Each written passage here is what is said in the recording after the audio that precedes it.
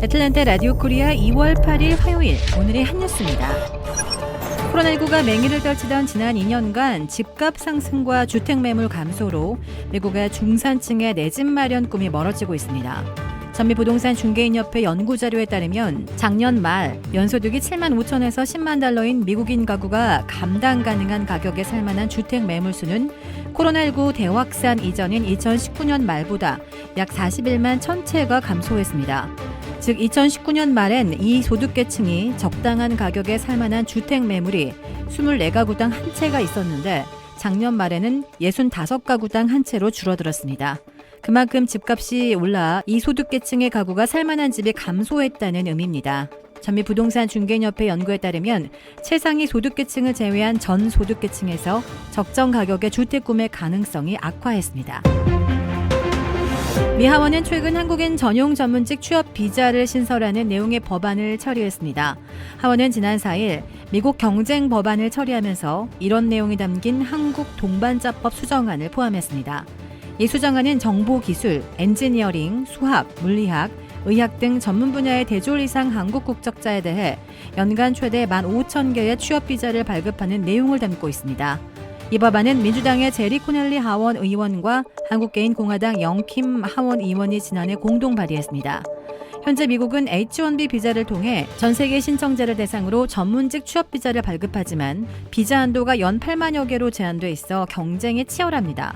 미국은 이와 별개로 캐나다 무제한, 멕시코 무제한, 싱가포르 연 5,400명, 칠레 1,400명, 호주 1,500명 등 5개 국가에 대해서는 국가별 연관 쿼터를 주고 있습니다. 이 법안이 최종 통과된다면 한국도 H-1B 비자와 무관하게 연간 최대 15,000개의 전문직 비자 쿼터를 확보하는 국가가 됩니다. 미 양대 복권 중의 하나인 파워볼이 지난달 6억 3,260만 달러의 상금을 나눌 1등 당첨자 2명을 내 관심을 끈 가운데 어제 첫 번째 주인공이 확인됐습니다.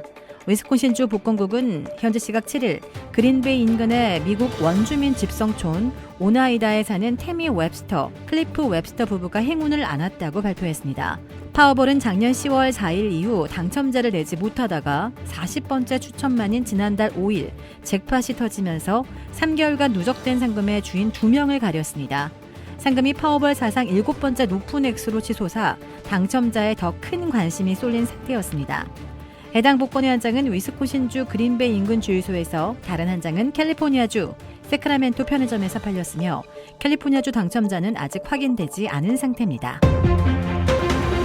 스피드스케이팅의 빙속 괴물 김민석이 2022 베이징 동계올림픽 한국 선수단의 첫 메달을 선사했습니다. 김민석은 오늘 중국 베이징 국립 스피드스케이팅 경기장에서 열린 2022 베이징 동계올림픽 스피드스케이팅 남자 1500m에서 1분 44초 24의 기록으로 동메달을 획득했습니다. 2018년 평창에서도 이 종목의 동메달을 목에 건 김민석은 2개 대회 연속 동메달리스트가 됐습니다. 이날 김민석의 동메달은 전날 쇼트트랙 남자 1000m 준결승에서 벌어진 편파 판정으로 국민의 분노가 들끓는 상황에서 나온 것이라 한국 선수단과 국민들에게 작은 위로가 됐습니다. 김민석의 앞서 첫 메달 기대주로 지목됐던 스노보드 이상호는 5위로 대회를 마쳤습니다. 피겨스케이팅 차준환은 한국 피겨 남자 싱글의 올림픽 도전의 역사를 새로 썼습니다. 차준환은 중국 베이징 캐피털 실내 경기장에서 열린 피겨스케이팅 남자 싱글 쇼트 프로그램에서 99.51점을 받아 출전 선수 29명 중 4위에 올랐습니다. 미국의 네이선 첸이 113.97로 1위, 일본의 가기야마 유마가 108.12점으로 2위, 또 일본의 오노 쇼마가 105.90점으로 3위를 차지했습니다. 한국 남자 싱글 선수가 올림픽 쇼트 프로그램에서 5위 안에 든 것은 올해 차준환이 최초입니다. 한국의 황희 문화체육관광부 장관은 어제 열린 베이징 동계올림픽 쇼트트랙 경기의 판정에 대해 황당하고 어이가 없다고 생각해 국제올림픽위원회에 항의했고 기록을 남기고 경고 차원에서라도 공식 제소를 할 것이라고 말했습니다. 황희 장관은 오늘 중국 베이징에서 열린 현지 특파원과의 화상 간담회에서 본인도 해당 쇼트트랙 경기를 직접 관전했다며 이같이 밝혔습니다. 황 장관은 또 판정 직후 대한체육회장과 선수단장 등 대응을 논의하는 과정에서 선수단을 철수하자는 얘기까지 나왔지만 항의와 제소를 하는 것으로 결정했다고 설명했습니다. 황희 장관은 아울러 남은 경기가 또 있는 만큼 선수들의 경기 분위기에 영향을 주지 않도록 노력하고 있다고 덧붙였습니다. 황희 문화체육관광부 장관은 이와 함께 국제빙상경기연맹 ISU와 국제올림픽위원회 IOC에 항의 서한을 전달했고 국제스포츠중재재판소 CAS에도 공식 제소를 할 것이라고 언급했습니다. 주택 구매뿐만 아니라 커머셜, 웨어하우스, 비즈니스 건물까지 부동산계의 큰손 이주환 부동산. 크레딧 카드 빚 최대 80%까지 탕감. 크레딧은 지켜드리고 빚은 줄여드리는 O3 컨설팅이 오늘의 한 뉴스를 후원합니다.